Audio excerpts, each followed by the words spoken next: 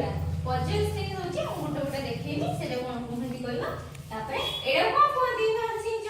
କଣ କୁହନ୍ତି ଆୟତ ଚିତ୍ର ଗୋଟେ ଆୟତ ଚିତ୍ର ଯଦି ଆମେ ଏମିତିଆ କରିବା ତାକୁ ମଝିରେ ଯଦି କାଟି ଦବା ସେ କେମିତି ଦେଖାଯିବ ଦିଟା ତ୍ରିଭୁଜ ଭଳିଆ ଏମିତି ଦେଖାଯିବ ସେଇ ଦିଟାକୁ ଯୋଡ଼ି ଦେଲେ ଗୋଟେ ଆୟତ ଚିତ୍ର ହେଇଯିବ ଦିଟା ଆୟତ ଚିତ୍ର ଏମିତି ତ୍ରିଭୁଜ ଭଳିଆ ଜଏନ୍ କରିଦେଲେ ସେଇଟା ହେଇଯିବ ଆୟତ ଚିତ୍ର ସେଇଟାକୁ ଆମେ ପଜଲ କହୁ ଠିକ ଅଛି ଏଇଟା କଣ କିଏ କହିବ ବର୍ଗ ଚିତ୍ର ବର୍ଗ ଚିତ୍ରରେ ଏମିତି କଣ ହେଇଛି ଏମିତି ଗୋଟେ ବକ୍ସ ଭଳିଆ ହେଇଛି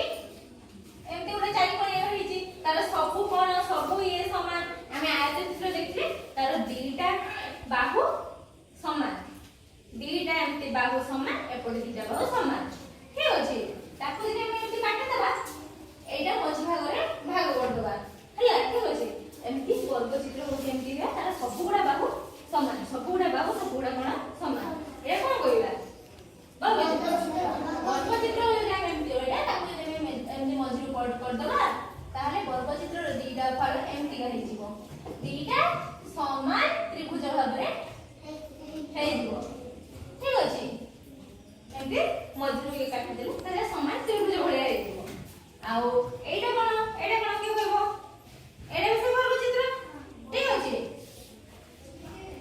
ଆଉ କଣ ଏଇଟା କଣ ଏଇଟା ଗୋଟେ କଣ ତ୍ରିଭୁଜ ଚିତ୍ର ତାକୁ ଯଦି ଆମେ ଏମିତି ମଝିରୁ କାଟିଦେବା କେମିତି ଦେଖାଯିବ ଏମିତି ଗୋଟେ ତ୍ରିଭୁଜ ଦେଖାଯିବ ଆଉ ଗୋଟେ ଏମିତି ଗୋଟେ ତ୍ରିଭୁଜ ଦେଖାଯିବ ଠିକ ଅଛି ଗୋଟେ ଯଦି ଆମେ ତ୍ରିଭୁଜକୁ ମଝିରୁ କାଟିଦେବା ଏମିତି ଗୋଟେ ତ୍ରିଭୁଜ ଦେଖାଯିବ ଏମିତି ଗୋଟେ ତ୍ରିଭୁଜ ଦେଖାଯିବ ଠିକ ଅଛି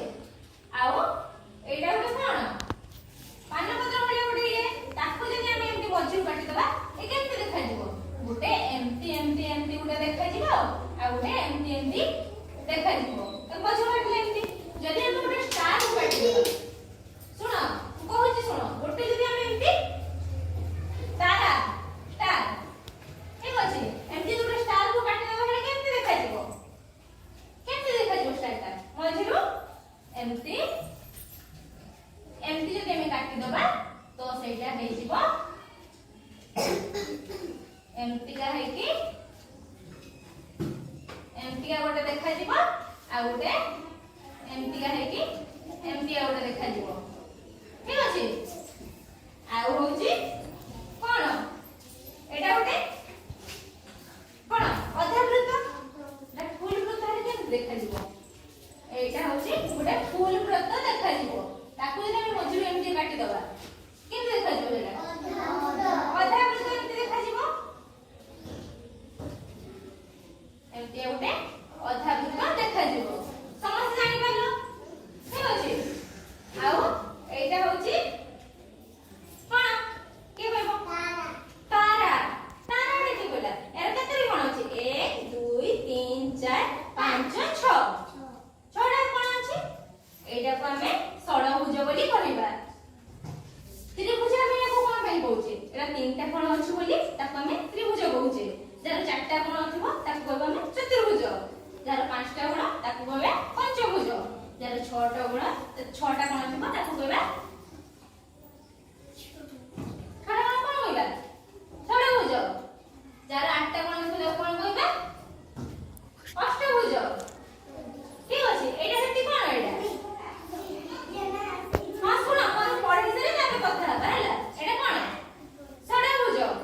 ଯଦି ଗୋଟେ ଆମେ ଷଡ଼ଭୁଜ ଏମିତି ଆମେ ଚିତ୍ର କରିବା ଯଦି ଆମେ ଏମିତି ଗୋଟେ ଷଡ଼ଭୁଜ ଚିତ୍ର କରିବା ତାକୁ ଯଦି ଆମେ ଏମିତି ମଝିରୁ କାଟିଦେବା ଏଇଟା କେମିତି ଦେଖାଯିବ ଏମିତି ଆଉ ଗୋଟେ କଣ ଦେଖାଯିବ ଏମିତି ଆଉ ଗୋଟେ ଦେଖାଯିବ ଆଉ ଗୋଟେ